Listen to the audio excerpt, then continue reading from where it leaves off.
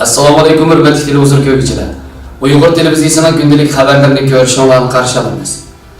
Xitoy hukumati bir qator qonun tuzumlariga tuzatish kirgizdi. Sharq Turkistonda yana bir turkum kadrlar markazning belgilamasiga xiloflik qilish bilan ayblanib jazolandi. Xitoy to'rt kanali Mas'ud O'zil sababli to'xtatib etilgan Arsenal klubining musobaqasini qayta qo'yishga boshladi. İstanbulda tunji navbatlik xalqaro Uyg'ur tibobat ilmiy muhokama yig'ini o'tkazildi. Tövəndə ixtilaf xəbərlərimizin təfsili məzmunlarında bolsun. Xitoy Dövlət Rəisi Xi Jinping 28 dekabr günü 37, 38, 39, 40, 41, 42 numurluq rəis fərmanını imzalagan.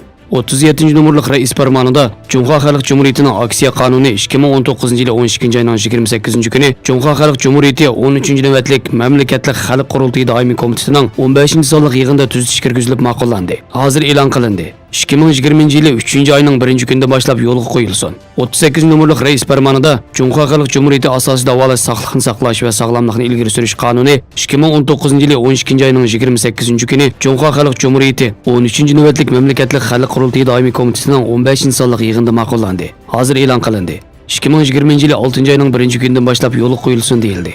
39 numurluq reis farmonida Cumhuriyet Xalq Cumhuriyeti'nin Orman Kanunu 2019 yılı 12. ayının 28 günü Cumhuriyet Xalq Cumhuriyeti 13. növbətlik Məmləkətlik Xalq Qurultayı Daimi Komitetining 15. sonliq yig'inida tuzatish kirgizilib ma'qullandi. Hozir e'lon qilindi.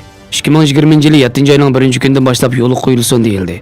40. numurluq reis farmonida Cumhuriyet Xalq Cumhuriyeti'nin mahallada tuzash qonuni 2019 yılı 12. ayının 28 günü Cumhuriyet Xalq Cumhuriyeti 13. növbətlik Məmləkətlik Xalq Qurultayı Daimi Komitetining 15. sonliq yig'inida ma'qullandi. Hozir e'lon qilindi. 2020 yılı 7. ayının 1. günden başlap yo'lga qo'yilsin deyildi. 41. numurluq reis farmonida Məmləkətlik Xalq Qurultayı Daimi Komitetining Cumhuriyet Xalq Cumhuriyeti tayvanlik qarindoshlarga mablag' solishni qo'g'dash qonuniga tuzatish kirgizish to'g'risidagi qarori 2019 yılı 12. ayının 28 günü Cumhuriyet Xalq Cumhuriyeti 13. növbətlik Məmləkətlik Xalq Qurultayı Daimi Komitetining 15. sonliq yig'inida ma'qullandi.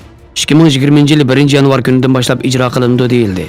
42. numurluq reis farmonida 13. növbətlik Məmləkətlik Xalq Qurultayı Daimi Komitetining 15. sonliq yig'ini Məmləkətlik Xalq Qurultayı Daimi Komitetining yig'ilib tarbiyalashga doir qonun belgilamalari va tuzumlarni bekor qilish to'g'risidagi qaror ma'qullandi. Bu qaror 2019 yılı 12. ayının 29. günden başlap yo'lga qo'yildi. Bu qarorda Məmləkətlik Xalq Qurultayı Daimi Komitetining iffat nomusini setish, fahishbozlik qilishni qattiq cheklash to'g'risidagi qarorining 4-modda 2 va 4 tarmoqlaridagi belgilama, shuningdek mushu asosda yo'l qo'yilayotgan yig'ilib tarbiyalash tuzumi amaldan qoldirildi. Shuning bilan bir vaqtda yig'ilib tarbiyalash tuzumi bekor qilinishdan burun qonun bo'yicha chiqarilgan yig'ilib tarbiyalash qarori kuchga ega bo'ladi. Yig'ilib tarbiyalash tuzumi bekor qilingandan keyin qonun bo'yicha yig'ilib tarbiyalanayotganlarni yig'ilib tarbiyalash bekor qilindi. Qolib qolgan muddat ijro qilinmaydi deyildi.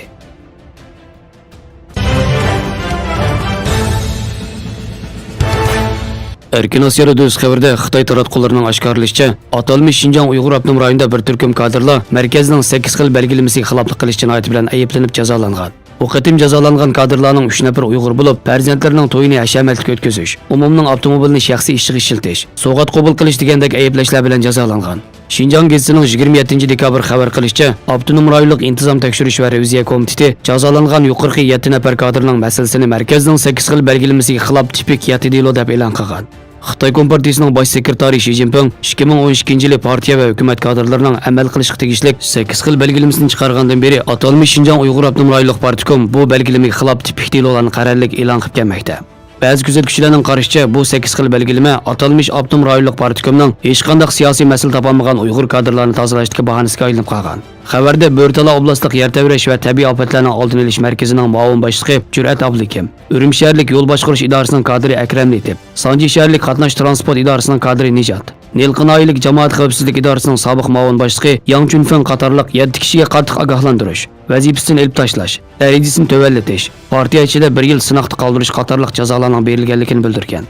Yaqinda oshkorlangan Şinjan hujjatlarida Kompartiya doiralarining ba'zi kadrlarni shiriklik va parxo'rlik bilan ayblagan bo'lsa-mu, lekin ularning lagerlarga qarshi chiqqanlik sababli jazolanganligi oshkorlangan edi.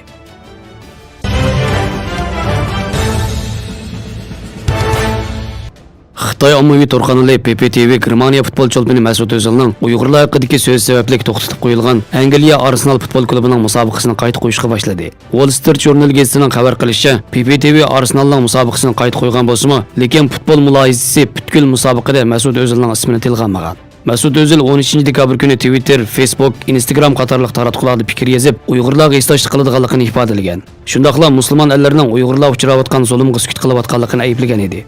O, Xitoyda Qur'on ko'ydirilmoqda, masjidlar taqalmoqda, madrasalar cheklanmoqda, diniy zotlar o'ldirilmoqda. Uningga musulmonlar sukut qilmoqda deb yozgan edi. O'zining so'zi Sharq Turkistondagi 3 milliondan ortiq musulmon tutqunlar qamalgan lagerlarni kasbiy tarbiyalash markazlari deb aqlayotgan Xitoy hukumatı va Xitoy to'g'ri abonentlarining qarshiligiga uchirgan. Mesut Özil Xitoyda qarshi olinmaydigan odam deb e'lon qilingan. Xitoydagi kanallar Arsenalning musobaqasini tarqatishni to'xtatgan. Lekin Wall Street Journal gazetining xabarida qayd qilinishicha, PPTVning 26 dekabr kuni tuyuqsiz Arsenal bilan Bournemouth klubining musobaqasini tarqatishi Xitoy to'g'ri abonentlarini hayron qoldirgan. Ba'zi abonentlar PPTVning fikr taxtasiga xat yozib, mazkur to'g'ri kanalni tanqidlagan. Mesut Özil Uyg'urlar haqidagi so'z sababli Xitoy hukumatı va Xitoy to'g'ri abonentlarining hujumiga uchragan bo'lsa-mu, lekin u Amerika Tashqi ishlar ministrligi va kishilik huquq tashkilotlarining qo'llashiga erishgan. Amerika Tashqi ishlar ministri Mike Pompeo Mesut Özilni qo'llaydiganligini bildirib, Xitoy Kompartiyasi Mesut Özilni Xitoydagi mastanalardan ayirib etilsa-mu, ammo Xitoy Uyg'urlar va boshqa diniy e'tiqodlarga qarata sodir qilayotgan ig'ir kishilik huquq tafsirchiliklarni dunyodan yushiramaydi degan.